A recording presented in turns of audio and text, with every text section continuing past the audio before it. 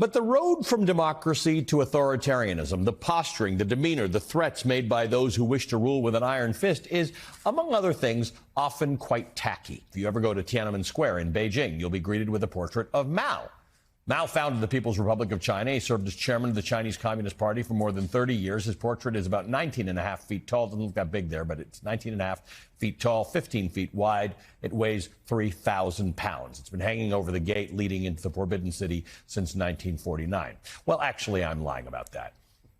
That particular portrait you're seeing on your screen has not been hanging there since 1949. It actually gets replaced every year ahead of October 1st, which is a holiday in China called National Day. They have a specially chosen artist who's tasked with painting his portrait year after year after year. Been dead for a long time. If you travel farther to the east, you'll find something similar in North Korea. In that country's capital, Pyongyang, there's an area called Kim Il-sung Square, where you'll find large portraits of Kim Il-sung and Kim Jong-il, the great leader and the dear leader, respectively, overlooking the plaza at all times as people go about their daily lives. But don't feel too bad for North Korea's current leader, Kim Jong-un. There's plenty of iconography of him, and they roll it out for special occasions. When Russian President Vladimir Putin visited the country last year, North Koreans gave him a warm welcome by plastering his photo everywhere. They even temporarily put up a humongous portrait of Putin next to a humongous portrait of Kim Jong-un during the welcome ceremony.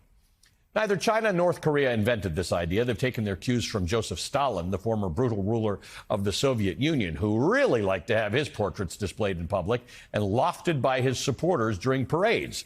That practice continues in many other countries where strong men and some women rule today. You see it in places like Egypt, where the face of the president, Abdel Fattah el-Sisi, is inescapable.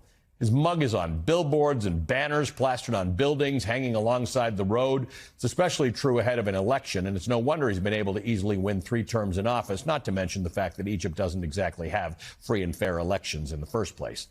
In Iran, you'll find an abundance of murals, posters, and portraits of its current supreme leader, Ayatollah Ali Khamenei. That's him with the glasses. He's often depicted with the country's late leader, Ayatollah Ruhollah Khomeini. Their images are displayed literally everywhere, at mosques, in the malls, on the sides of skyscrapers. And now I guess something like that's happening in the United States, too.